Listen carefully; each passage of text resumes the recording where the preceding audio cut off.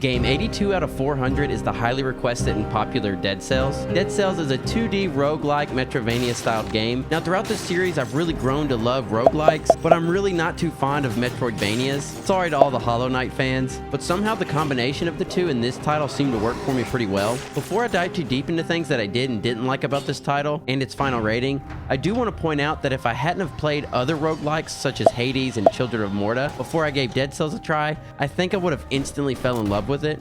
So right out the gate, Dead Cells does hit you with some incredible music. It really helps to set the pace and make you want to keep pushing forward with every run. And the art style and setting are great as well. Even though it's depicted in that kind of typical retro indie studio style, it's full of tons of details and colors, which really makes everything pop and also makes all the character animations look that much better. Also, all the weapons are very satisfying to use and offer a pretty big variety of play styles. I'm pretty sure there's like a million different weapons too, because at one point it takes you into this room where you can kind of see all the things you've collected. And as you can see, there's a ton of empty spaces. Now, as I was saying in the beginning, I'm not a huge fan of Metroidvanias up to this point, and that's partly due to all the backtracking that's always present in Metroidvanias, along with the 2D platforming. Now, the platforming hasn't been too challenging up to this point, but the little sections I have run into are just kind of annoying to me. So hopefully further into the game, it won't be chocked full of them. But on the bright side, the whole backtracking issue with Metroidvanias has been almost completely eliminated with its teleportation system. It never feels tedious to travel down in a cave or to a new area, because I always know I'm going to be able to zip right back where I came from with a teleporter. So next I want to talk about how bad I am at 2D side-scroller type games. I've almost only played 3D games my entire life, so I've really always struggled with 2D games. I don't know how hard it is for most people, but I'm still not past the first boss, and I feel like I've put in a decent amount of time into this game. Y'all can let me know down in the comments if this is actually a hard game, or if I'm just that bad. So with all that being said, I was kind of having mixed feelings about this title. I really enjoyed the music, art style, and setting, and thought that the weapons and fighting were really satisfying, but I was struggling to get into it as much as Hades or Children of Morta, and the fact that I was struggling with that 2D aspect was kind of pushing me away from it. But then for some reason the other day I decided to play it in handheld form while I was chilling on the couch.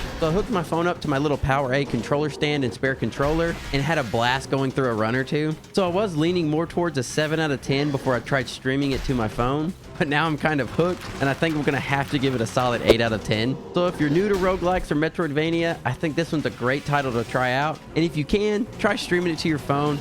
It's another great title to get a quick 30-minute play session in with. Thank y'all for watching, and I'll see you in the next one for Game 83, which does happen to be another roguelike. So I'll see you guys over in that one.